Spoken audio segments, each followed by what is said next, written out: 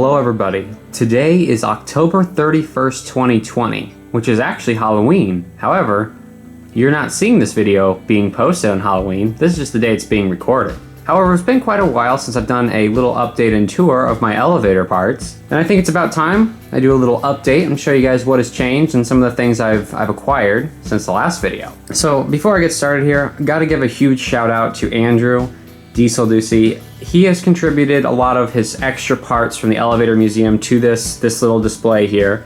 So a huge thank you to that, but also for the fact that it has given me the opportunity to work with the elevator museum and along with all of these unique pieces. And it also helps me provide the content on Thursdays, the part videos, so you can get a little bit of insight into different elevator parts, how they work, and that sort of thing. In addition to Andrew, I must give a huge shout out to the following people and elevator companies who have also given items to this display, some just one item and some a whole bunch. Adam, Advanced Elevator, Caleb, Chris, CJ Anderson, Jared, Justin, Jordan, K&H Elevator, Midwest Elevator, Mike from Automatic Elevator, Mike from DC Elevator, Nick, Paul, Rafe, Sam, Steven, and ThyssenKrupp Elevator. All of those people or companies have contributed things to this, and I must say a huge thank you for everything that you have given. With that being said, let's get started with this tour. So some of the items that are a bit bigger for the actual closet area have kind of leaked out here into my room, and we'll start with those first, down here in this corner. This is a bag of a bunch of various stuff, like merchandise and things, like water bottles, and just various elevator merchandise kind of just lives in that bag. Here we have a interesting custom Dover impulse button from the Texas State Capitol. Here we've got an innovation lantern. Here we have my Dover Impulse car panel, which is already turned on. To turn it on, you use the key switch, and that brings the indicator on, and it works just like a normal elevator. So if you want to go up to 2, you just press 2.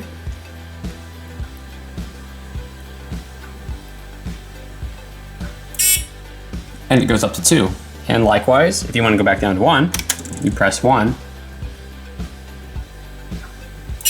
It goes down to 1.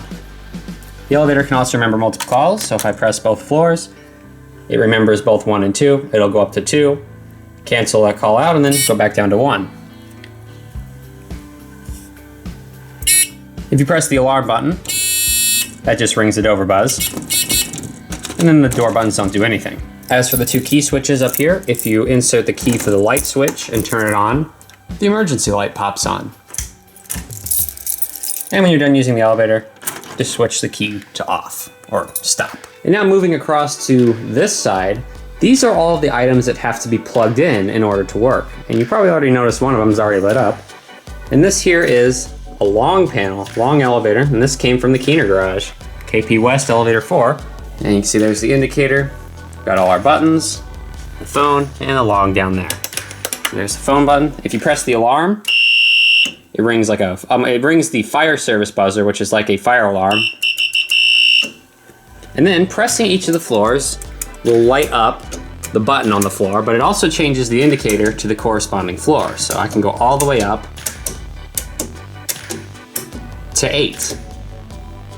If you turn the fire service key to on, the little light comes on, and the call cancel doesn't do anything. So as for the key switches, I did something a little bit different. If we turn the independent service on, this actually changes the functionality of the indicator. As you notice when I press S, this says 1. However, in the real elevator, on S, it would display this, which looks more like a 5. So if you change the independent service to on, pressing S displays the S. But if I press 5, I don't know, I'll let you be the judge. That's what happens when I press S. That's what happens when I press 5. I'll let you decide what you think is more realistic. Next, on the topic of long elevators, this is my long elevator chime and directional lantern. Here we have the 3 buttons up here, so we can have the floor passing chime and then the actual up or down. So in a long elevator, passing a floor would do this. So every time you pass a floor, and then let's say you arrived at the top floor, you would hear a chime like this. And there's the down, and then similarly you can hit up, and it does the up. So you have the lower pitch chime like that, and then the higher pitch chime for that one. So if you were going up, let's say 2 floors or 3 floors, you'd have between floors and then something like that. So this is my last plug-in item, and it's actually a bell, and I built this little wooden base for it. And this is actually a GAL bell. It's an older bell, and it sounds like a cowbell, so it's the GAL cowbell.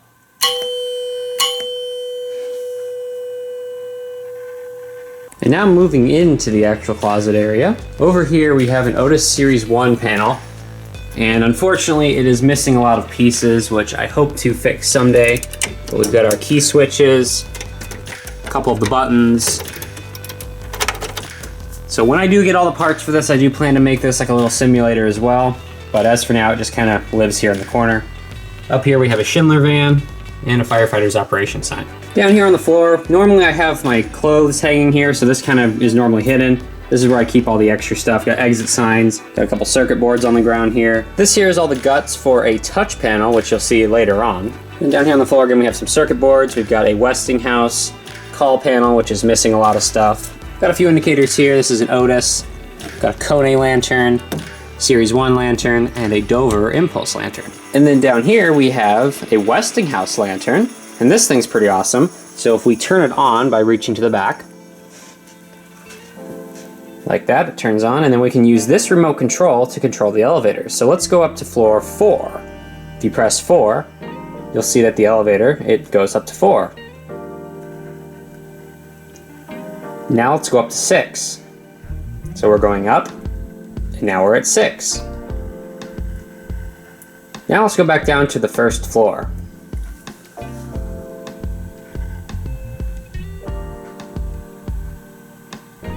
And here we are at 1. So this is a pretty cool piece, and I put a lot of time into actually making this functional. And then up here we have a few of the bigger panels. First over here, this is the control cabinet from an Otis autotronic elevator. It's actually from the same elevator that the car panel from this touch panel was found. This was right underneath. And obviously, by default, the cabinets are locked, and you can unlock them by using this key. So if we do that, these kind of open up to the side. If I can get it to open. There we go. So these kind of open up to the side, revealing all the controls inside. Now I'm not totally familiar with what every single light means, but this is like an up and a down light, which indicates the direction of the car. We have this white light here and a red light here. We've got these 5 kind of orange lights here. Not really sure what those are for. Then we have the NS button, the non-stop. We have the start button. I believe this was like the attendant service switch. It's hard to see what it says because the kind of label is broken. Got a switch there. We have your up and your down buttons. This was your fan switch. The little logo, the little plate is missing. I hope to find a replacement for that. Down here was your generator start-stop key switch. So you would turn it here to start the motor generator, and you would do this to stop it. Here's just a light, not sure what that's for. We have the cab light switch. So this would turn your light on and off. Got a phone jack here. And then your inspection switch here, so that's how you turn the elevator onto inspection. So this is a really cool piece, and it's one of my favorites. There's a lot of things to do with it. I do really enjoy this one. This one's a lot of fun. And up here we have a few lanterns, a few indicators that I've mounted onto this wood frame. Next over here we have this very narrow and tall Adams replacement panel. This was most likely from an Otis elevator. You got your up and your down buttons, your 2, 1, open, alarm, and then all of your key switches, light, fan, inspection, run, stop. Here we have my innovation car panel, and this is actually the older style of innovation buttons, but up here you have the indicator. There's no actual indicator in there right now. There's the emergency light, here's our fire service, and our buttons. Starting with the fire service, if we turn the fire key on, the little fire hat pops on. So it looks like fire service. Got your call cancel and your light fan. And you have our floor buttons. It's 3 floors. They light up white. You have your door open, door close. The alarm. However, this alarm has a special feature to it. If I take this key and I turn the emergency stop on to run, and then I press the alarm, that's right, we have an alarm bell. And if we open this up in here, there's the alarm, along with a few other items in there, but here's the alarm bell. Down here along the bottom, we've got a Westinghouse triangle terminal button. Not a whole lot with this, it's just kind of just living here for now. Here we've got another one of the Texas State Capitol buttons. This one has red lights, looks pretty cool. Here we have an Adams call station. Some basic Adams. It's kind of broken, the button's missing the plastic cover. Then we have a Dover traditional button with this weird light on top of it, and I haven't wired this up yet, but when you push this button in, this little light comes on. It's also got a key switch there. Here we have various circuit-related things. Down here, this is actually my old controller for something you'll see later. Old US elevator controller. Here we've got a bell. Go ahead and ring this. Nice sounding bell. So here we have all kinds of other circuity things, but we also have like little limit switches and gate switches here. We've got a phone over here, Otis elevator relay, and then just a bunch of random circuit boards. Little fire sign there. Here in the back we've got the Otis touch panel. Now, this is the actual car panel for those guts, and then that would actually sit on top of this, so it would be on top. So this would be the control panel. But this will be running at some point. But right now, you know, obviously they're just touch buttons, so they don't do anything. And you've got your buttons here, and then I'm missing the stop there. Over here we have a Dominion GAL call station, and it's just a basic GAL Jet Plus. Got an analog indicator and fire service on top. Over here we have a little indicator that was found on a Schindler Houghton elevator, and if I can find the switch, you can turn it on, and you can see here it displays the lobby, and you use the remote control to select a floor. So let's go to 56. It flashes the down arrow to let you know that your call was input, and then you press go, and it's going to go up to 56. And you can see it's kind of a fast elevator, but this elevator can also go up to floor 99, so who wants to sit and wait forever? But this is actually a CE indicator, and I spent a lot of time on this project. This was one of the ones that was more annoying, but I think the end result was great. Another thing, like let's say if you hit like 89, you don't want to go there, you can hit clear, so that clears the call. Let's go back down to the lobby, and it'll make its way back down to the lobby. And then moving over here, we've got a few other items. Here's just a drop key. Here we have some stickers, different safety stickers. They're Peely stickers. Got some little keychains and a roller. Here we have a Westinghouse vandal resistant call station. This is really cool. This is the same type of button as AE. And then over here we just have a basic MAD replacement call station, and this was the lobby panel in the Keener garage. And just quickly running across the bottom of the shelf here, we've got a bunch of different controls and key switches. Some of these actually do things, some of them don't do anything. But we'll start over here with the bell board, and this is basically what it is. It's a board of bells. We've got 5 different bells to choose from, and we have this control panel here, which is how you control said bells. So first on the left, we have a Houghton bell, which is having some issues with the little striker there. Next we have a Westinghouse bell. And we might as well do the other Westinghouse bell, this one. In the middle here we have an Otis bell. And then finally on the right we have an Adams bell. And that's the bell board. Over here we have some controls, which we'll get to in a little while. This is a C.J. Anderson car top station, which is pretty neat. It's just like your any old car top station. However, there is something about this car top, which we'll see later on in the video. And finally over here we have 2 fire service key switches. And these don't actually do anything, they just are there for looks, but they both work. Here's an Innovation one. And then over here we have a Montgomery one. This one has a very satisfying turn on the key switch. Now moving up to the main shelf here, we'll start off by the items that are on the bottom. We've got this old Otis plate. It has the springs in the buttons, but this is actually supposed to push against some contacts. This thing's really cool. Montgomery relay. Here we have a really cool C.J. Anderson button, and Tom actually made this button specifically for me, so that's really nice. Here we have the ThyssenKrupp Safety Ambassador button. This is the button that many of you guys probably already have. It's just a basic MAD button. Here we got a pit switch, stop run. It's just kind of in a just a standard electrical box here. These are some Otis vanity buttons, which I currently don't have a base for. I don't have a plate, so they're kind of just living here for now, but they're actually GAL buttons. And then down here we have all the elevator plates. And we'll just pan all the way to the end. Moving on over to this corner, we've got these out of service fire instruction signs here. And this is where these 3 switches come into play now. So you'll notice here we have salt, lantern down, lantern up. So if I hit lantern up and down, it lights up this GAL lantern. And if I hit the salt switch, the little salt light comes on up there in the corner. You can see my switch is kind of loose, but not really anything practical, but I don't know, looks kind of cool. And it's starting to move across the bottom of the shelf. We have some HT, Schindler HT. So this is just your basic HT button. It's fire service. Here's this one, which lights up green. And this fire service lights up this little light. This one does not work yet. It's still got the original circuit board on it, but there's your fire key and just the clicky buttons. Here we have Schindler RT, and I haven't wired this yet. I still have to make a couple parts for it, but these are kind of neat. These are actually Adam's Survivor buttons. Here we have an Otis call station. It's got the satisfying clicky buttons.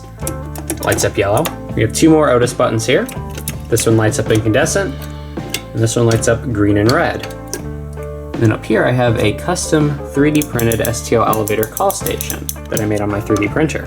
Next we have some of the bigger panels. This is a Baxter & Sons EPCO car panel. This was one of the first pieces I wired, so it's kind of terrible, but you know, kind of want to leave the original wiring to it.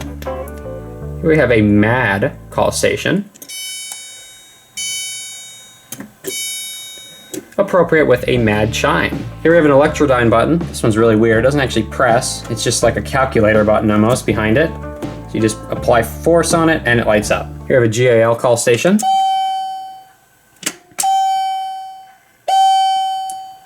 Complete with a generic chime. In case of fire, use stairway for exit. Don't use the elevator. And obviously all these others say that too. Here's a really awesome CJ Anderson button. This button we got on eBay and it was in terrible condition.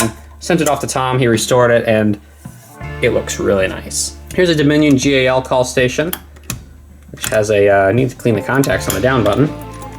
Built a little box for it to hold everything, and this looks really nice. Here we have a little dumbwaiter call station. These are probably some of my favorite buttons of all time. I need to do some work on the contacts, because you can see here they're kind of dirty, but it still works. Here we have an Armor vandal resistant call station. These are Armor fixtures. And this actually came off the same elevator as that indicator. Next we have a PTL fire service panel.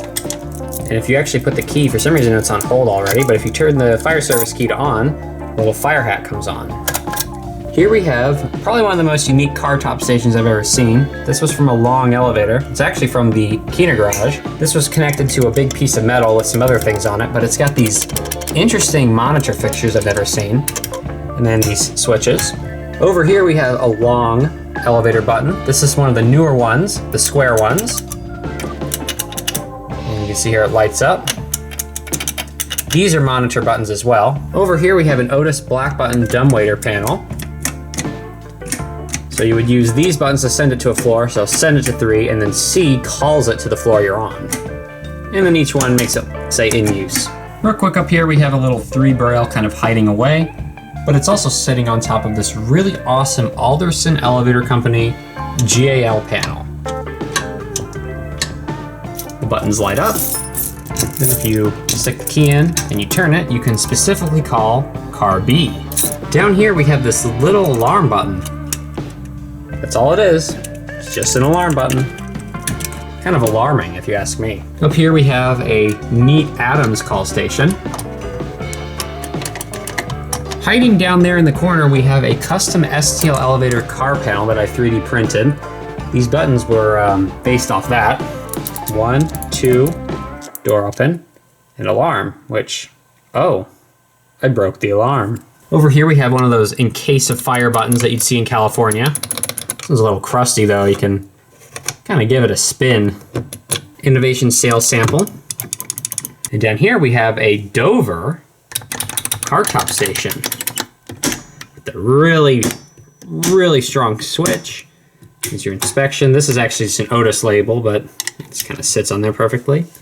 Now, if you flip this switch on and you press in the button,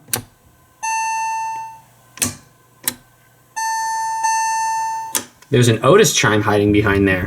Kind of funny, Otis on a Dover. Now moving up here to this little corner shelf, we have my ICO call station. This looks like it would be GAL black button. It is GAL for the plate, but the button's actually arrow hard because I didn't have an extra GAL base. So I put an arrow hard button in there and then made this little box for it. So it works and it looks cool. Here we have an armor button, innovation security, custom-made Montgomery Vector. The buttons and the plate are original, but all the circuitry, these little light bars and these brails, I made myself. Here you have a newer Otis button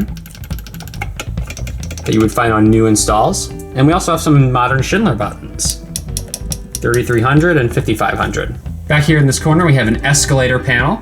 So this was actually on a Westinghouse escalator. And over here, we have my 3 international fixtures. These are all Schindler. And these are really special because I've never seen these here in the States. And if I want to see them, I've got to go to a different country. Here we have what I guess could be called the Dover shelf, even though not all my Dover stuff is here, but everything here is Dover. Here's just the random remote control that I could use for other projects. But here we have a bunch of long elevator safety tests. Uh-oh, we got a Kone hiding in there, but they're all long elevator safety tests. Over here we have Dover Traditional, and this one's kind of an interesting panel. I think a lot of people have got these. These are pretty available on eBay. Here's just more of a classic style traditional Dover Impulse, but this one has something special.